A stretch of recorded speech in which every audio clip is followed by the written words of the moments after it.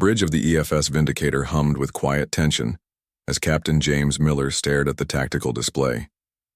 Earth's first true interstellar warship, a marvel of human engineering and determination, hung in the darkness of deep space, facing an enemy fleet that outnumbered them 5-1. "Status report," Miller said, his voice level despite the odds. Lieutenant Anna Reed looked up from her console. "Shield integrity at 97%. Weapons systems fully charged. The alien fleet is maintaining position at the edge of our firing range." Miller nodded. Just 3 decades ago, humanity had been confined to their solar system, ignorant of the galactic community that thrived among the stars. Then came first contact with the Wreck Empire, a species that saw Earth as nothing more than another world to conquer. What the Wreck hadn't anticipated was humanity's response to threat. Within a decade, humans had reverse-engineered captured alien technology and merged it with their own innovations. The Vindicator represented the pinnacle of that effort. Earth's first Stardestroyer. "They're hailing us, sir," Communications Officer Tom Wilson reported. On screen, the main view screen flickered to life, revealing the imposing figure of Fleet Commander Drac. Like all Vrek, he stood nearly 8 feet tall with gray, chitinous plating covering his torso and limbs. 4 yellow eyes blinked independently as he regarded the human captain. Captain Miller, Drac's translator, rendered his clicks and hisses into English. "Your vessel is impressive for such a primitive species. However, you are outnumbered and outmatched. Surrender now, and we will spare your crew." Miller smiled thinly. "Commander Drac, I appreciate your concern for my crew, but I must decline your generous offer. You see, the Vindicator isn't here to surrender." "Then you will be destroyed," Drac replied, mandibles twitching in what Miller had learned was amusement. "Perhaps. But before you end transmission, I'd like to ask, have you ever heard of a Trojan horse?" Confusion rippled across Drac's alien features before the screen went dark. "They've cut communication, sir," Wilson reported.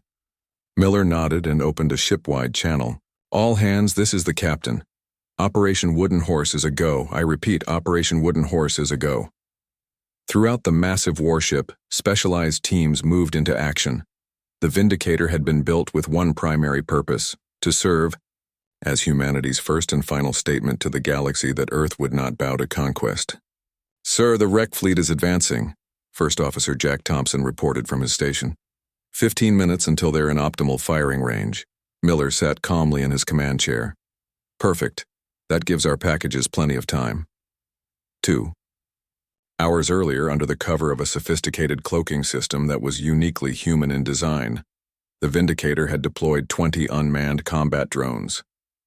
These stealth vessels, barely larger than shuttlecraft, had maneuvered silently behind the wreck battle group, each carrying a payload that represented the true genius of human ingenuity: quantum destabilization bombs.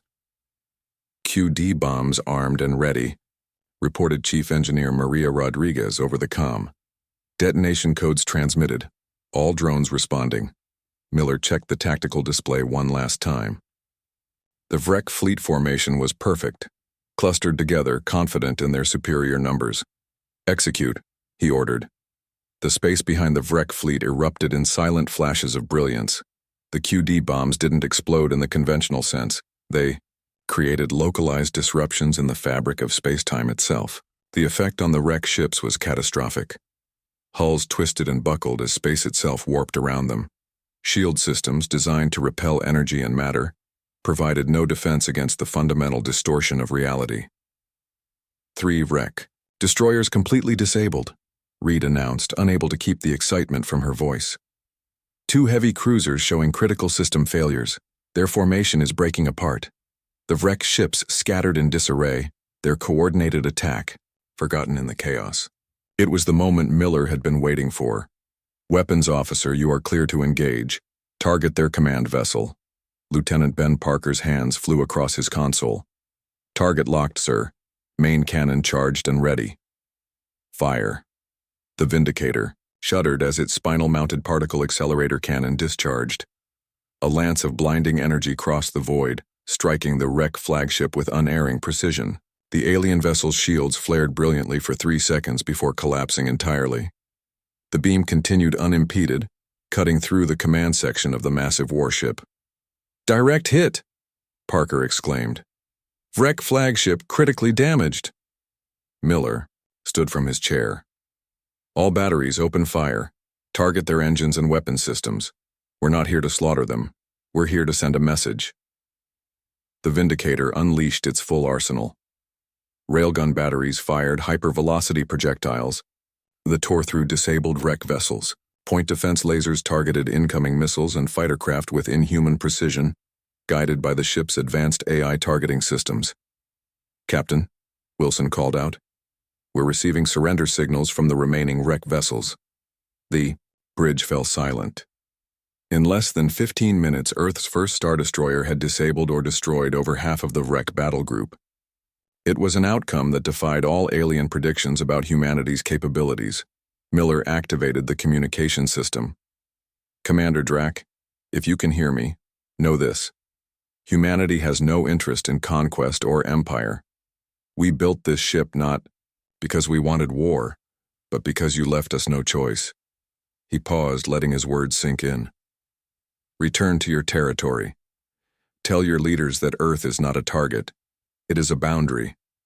Cross it again, and next time, we won't be so merciful."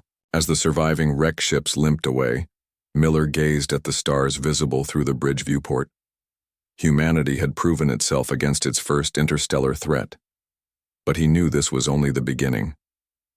"Set course for Earth," he ordered, quietly.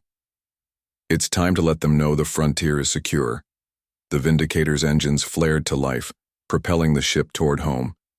A blue planet whose inhabitants had just announced their arrival on the galactic stage, not with words, but with the kind of action that all species understood: the will and ability to defend their own.